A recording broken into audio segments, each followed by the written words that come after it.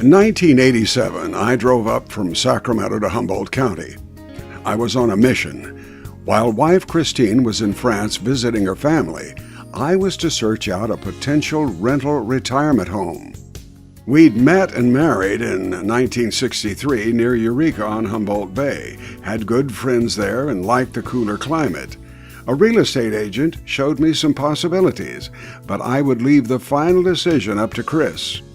On her return from Europe, we took another 6-hour drive up to Northern California.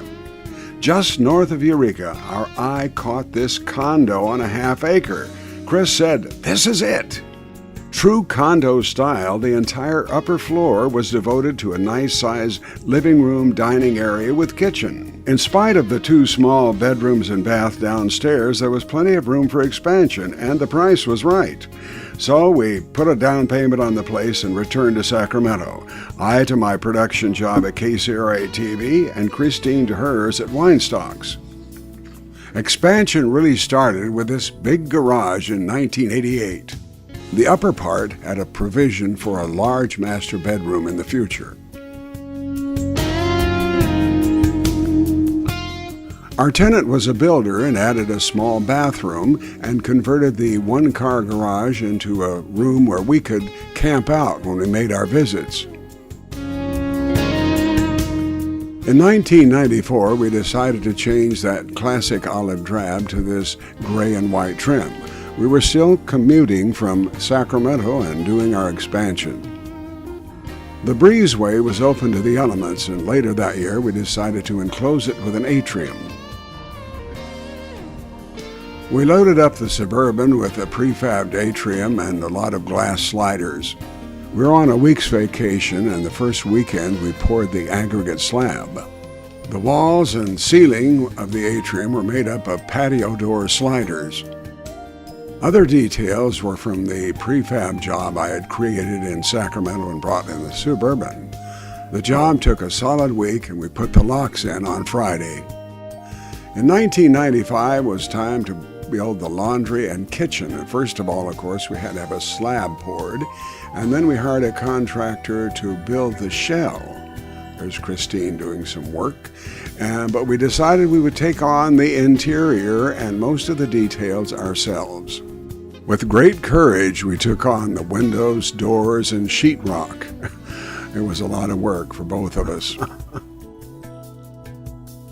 And I did some electrical, but I did have an electrician check it over for safety. Oh, here's the old man finishing some sheetrock. And next up, there's Christine at our temporary little kitchen fixing lunch or dinner or whatever. We were absolutely amazing. We put in the windows. That was really tricky. Here they are, and there's Christine doing some detail on the inside. Onward and upward. In 1996, we started on the master bedroom above the garage. First of all, we contracted the stairwell, and I had somebody else do all that sheetrock. It's about the size of a 2-car garage. Here I am doing some of the detailing, and there's a large storage area behind me. More on this later. Ta-da! 1998, we retired and moved in. We moved into the back part because the tenants were still in the front. However, nice as they were, they finally moved out, and we moved in and did some redecorating. Let's take a look at how it turned out. Now, this is what it looks like today. Decorated by Christine and Macy's. Very nice living room and dining room, which we rarely use. And there's that upstairs kitchen, and remember we built that kitchen, the downstairs kitchen. Now remember the single-car garage and spare room. It became a very nice formal dining room. Here is the old woodshed, and what happened to it? Oh, I don't know, it's magic. Well, we turned that into the family room where we spend most of our time. We very seldom use the upstairs. Our bedroom, here's how it looked when we started, and here's what I did to it with spare parts and you name it, some fancy wallpaper. The bookcase in the master bedroom is actually a fluorescent light box we bought at a garage sale. Even before we moved in, we started work on the garden, and that's been going on all along. Now here is the way the garden looked back in the old days, and it was by the help of the tenants who had moved in. They were gardeners.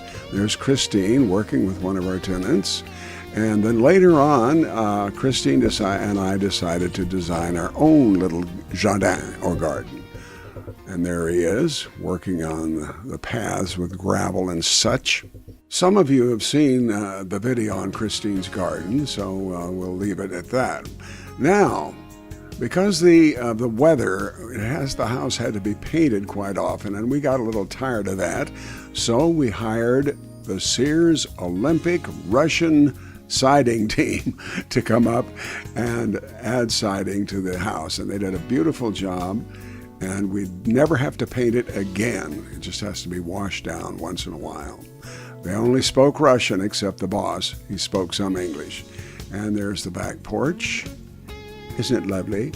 And here's how the sliders were used in the family room. Okay. Now let's take one last look around. It's 2010 and all the work's done. Here's the house after the siding job. And we only have to wash it every once in a while. Another little look at the atrium. And inside, we added a kind of an airlock, a little entry inside the entry. And you can see through that into the laundry and give you an idea. A last look at Christine's garden. You've seen it before, but it bears looking at again. Now, I am just the assistant or grunt. She does most of the work. Why did we move to Humboldt County? Look at this scenery.